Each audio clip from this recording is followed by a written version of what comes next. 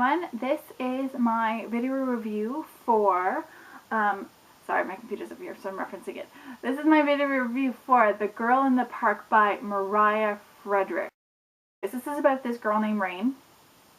She goes to a party, she has some fun, she runs into an old best friend of hers, they have a conversation, she goes home for the night. The next morning, her old best friend, Wendy, is found dead in Central Park. What a novel to read before going to New York City for BEA, let me tell you. Okay, let's just get that out of the way. Anyway, so, I read this novel, while I referenced my computer, oh my goodness. Okay, I read this novel at the beginning of the month, so the beginning of May, and oh my god, like, I did not want to put it down once I started really getting into it, which did not take long at all. You are really, within the first 2 chapters, thrown right into this murder mystery, and you experience everything that Rain is feeling and doing, and wow, let me just put it this way, like, this is going to be a very hard review to do without spoiling anything, because honestly, as I was reading it, like, I hadn't heard a lot about it. I did get this novel from NetGalley, let me say. So, I mean, aside from the few reviews that I had read on Goodreads about it, hadn't really heard a lot. So I went into it not knowing much, except for the summary, which I would promptly forget because I swear I have the memory of a goldfish. But yeah. I didn't want to put it down because I needed to know who killed Wendy. I mean, every few chapters, I would change who I thought it was. I had my suspicions, but I did not have a concrete idea of who it was until right before it was exposed. Like, I would go from character to character to character being like, oh my god, you did it. Oh my god, you did it. Oh my god, you did it. And then it'd be like the big reveal, and I was like, ah, I knew it. Not really, but I guessed. Because, like, honestly, I think I went through about 5 different suspects, and I was bouncing back between them the entire novel. Because this is the type of book that, I guess unless you're a huge mystery buff, I could not guess for certainty. Like, it was like a really bad game of Clue. I had 2 out of the 3 items, and then I had to pick what the murder weapon was, and I had like a bunch to choose from, and so I was just playing spin the bottle until I got the right one. Like, oh my god. So anyways, I thought this book was so well done. I mean, the fact that I didn't guess who it was within the first couple of chapters was a godsend to me. Like, I've had a couple books where there's been a murder mystery, I'm like, man, that person did it. Within the first, like, 5 pages. Hello, Jessica's Guide number 2. Yeah, I'm talking about you. But anyway, it was just, oh, wow, suspenseful.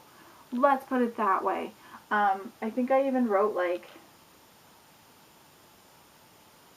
yeah, anyways, so I'm pretty sure on Goodreads I even wrote that, like, if you're looking for a novel with really good suspense for a good murder mystery, this is it. Like, you need to read this yesterday. It is that good. But yeah, so the mystery, top notch, like top notch. And then the characters I thought were really good too. I mean, you have your main character, Rain. She is flawed. I mean, she's flawed in your typical, like, flawed way. She has been bullied. Wendy was her first real best friend, and then they kind of drifted apart. So, I mean, like, you see her suffering with the guilt of Wendy's murder, even though she really had nothing to do with it. And so, I mean, at times you're kind of even wondering if it was her. Obviously it's not, because, I mean, you can read all of her emotions unless she was like some multiple personality thing and blacked it all out. Obviously it's not her. But no, so I thought she was a very realistic character, minus her major flaw. I mean, I liked reading about it, don't get me wrong. She had a cleft palate when she was born, so she spoke really funny up until like high school, and Wendy befriended her because of it. That was a big part of the story. But like, she's dealing with the guilt and trying to do what's right, but then also she doesn't want to like implicate anyone who's not the actual killer, and she wants to make stuff right when stuff goes wrong, and it's just like, oh my goodness. Oh my goodness. But anyway, so yeah. If you're looking for a really, really good suspenseful novel, this is it. It is really more mystery driven than character driven. I'm going to give you that. Part of it is finding out, of course, who the real Wendy was, because as a dead girl, you can only find out through other people and putting it together yourself.